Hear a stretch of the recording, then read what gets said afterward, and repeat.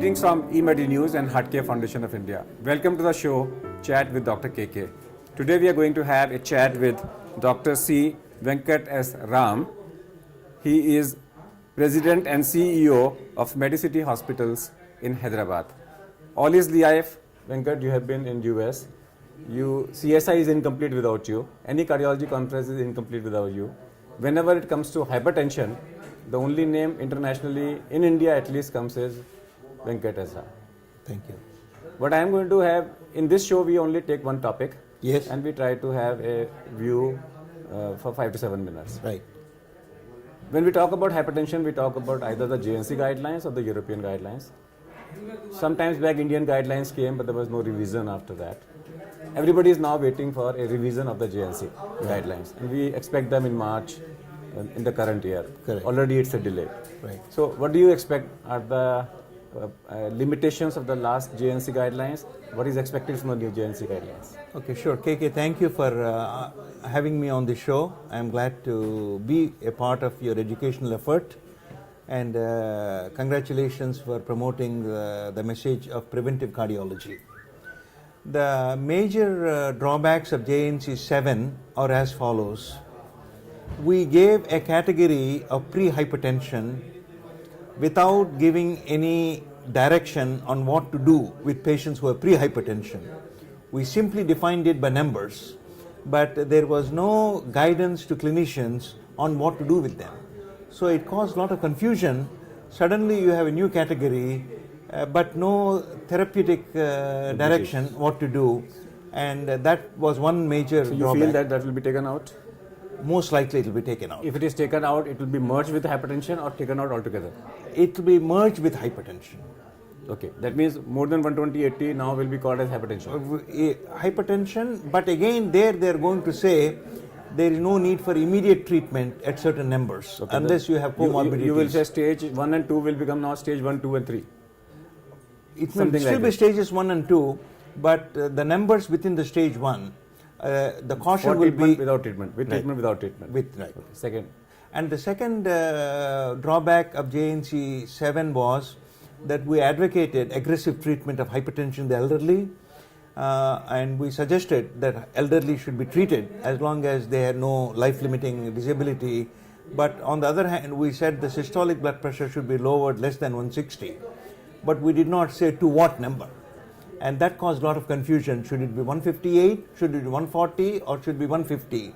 So hopefully the next JNC 8, because of a very large hypertension trial that has been published since JNC 7, is more likely to be precise about the goal level of blood pressure in the elderly population. what should be that goal as per your That concern? goal should be in the close proximity of 140 over 90. Okay, so in elderly, blood pressure should be 140 over 90. Right. Next. And the other drawback of JNC 7 was we talked about the importance of combination therapy for hypertension, but we left it very hazy. What should be the sequence of combination therapy? For example, after a RAS blocker, should it be a diuretic or should it be a CCB? The next JNC will clarify, based on some trials, on which sets of combination should be preferred for the initial treatment of hypertension. So as on today, what is your suggestion? If you are the one who are going to decide the next JNC, what will be your... In patients with no comorbidities, probably a combination of RAS blocker and CCB would be beneficial based upon the accomplished study. So you will But be in patient- out of diuretic. Yeah, but in patients who have comorbidities, congestive heart failure, edema, chronic kidney disease, obviously one So has wherever to... there is a water retention, in any way you require a diuretic. Correct. Okay. What about diuretic in the next JNC? The next JNC, this is my prediction. I'm a consultant to them, but this is only my prediction, that next JNC will distinguish between hydrochlorothiazide and chlorthalidone.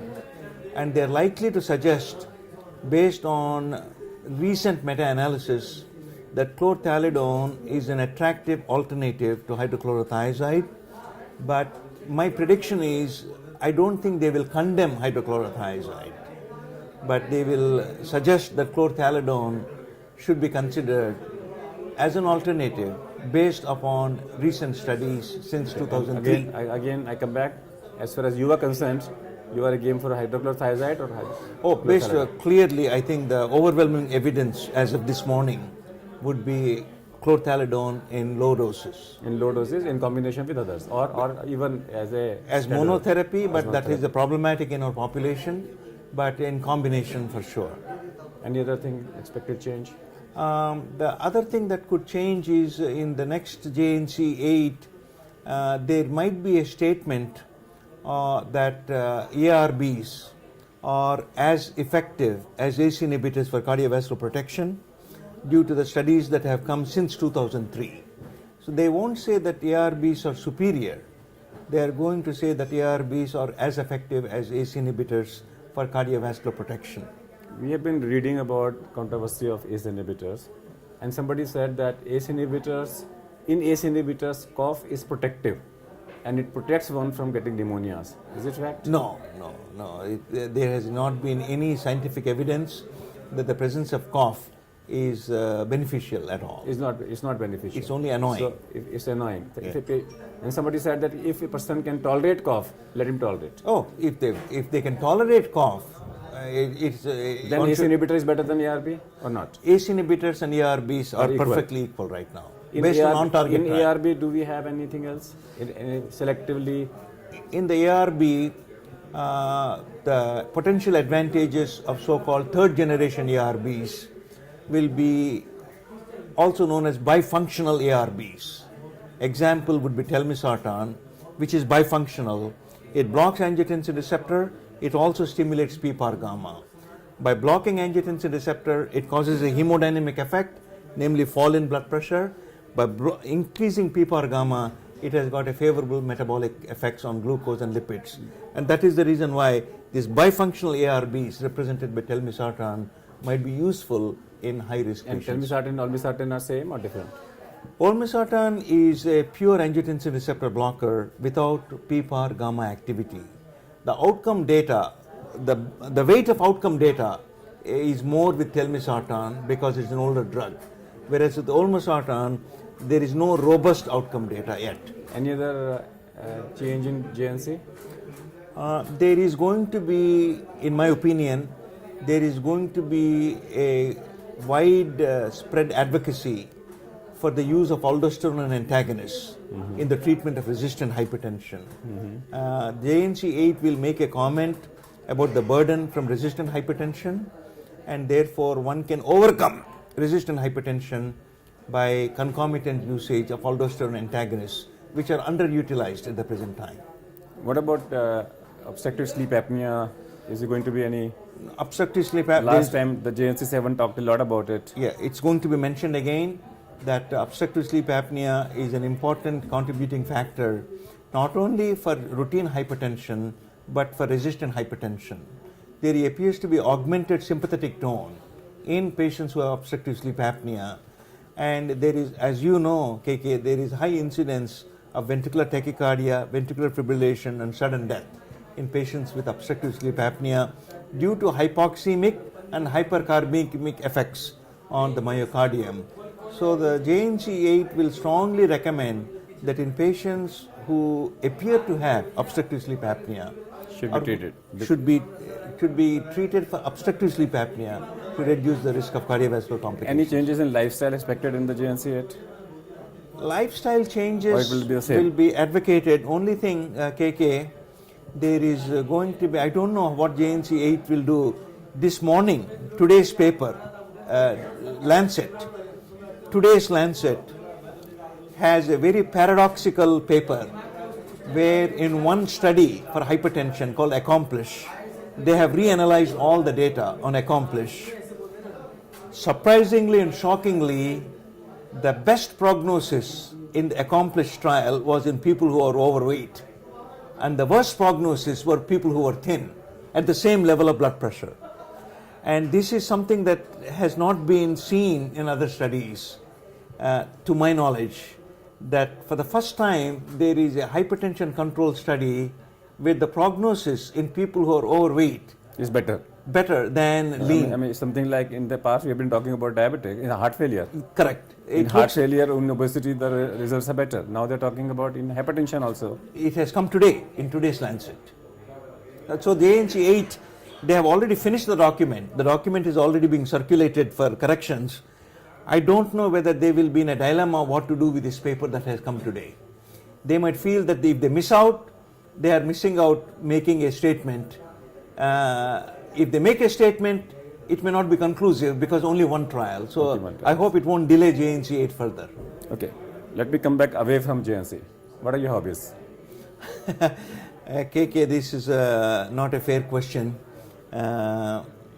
Hobbies I don't are- have hobbies as such other than reading, but people consider reading as not a hobby. Reading is a hobby. Yeah, Absolutely. yeah. So, if Government of India appoints you as an advisor to the Health Minister for a day or for permanently, if you have to bring out one policy change in India, what it will be? It will be mandatory, legally mandated screening for high blood pressure in high school and colleges.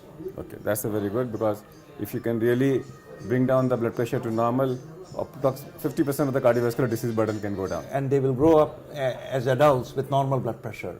By the time we treat people, it's too late. I think the real area where we can make an impact will be in high schools and college entrance. That is the only hope. For revival of heart, the new guidelines are not to do mouth-to-mouth resuscitation. Right. Simple hands-only CPR is sufficient. Right. Within 10 minutes of death, earlier the better, at least for the next 10 minutes. Compress the center of the chest with a speed of Right. 10 into 10, which is 100 per minute. Right. What are your views on that in terms of public awareness? Public awareness is not there, and the sudden cardiac death syndrome, I think this has to be promoted mostly by the so-called regional ambulance services. For example, in Hyderabad, Andhra Pradesh, there is an ambulance service called 108, Rajiv Gandhi Ambulance Service, and those are the people who administer this on the site. But I'm talking about the bystanders, public, general public should be taught. They need to be much more awareness by public health media, by newspapers, etc. The awareness is very low. So what Dr. Venkat says is that if he is a policy maker in the country, he will make it mandatory to have a blood pressure checkup done in the school children and in the college life. Let's thank our guest to be with us. Yeah, thank you. That's all for today. We'll come back with one more show. Till that, goodbye. Thank you.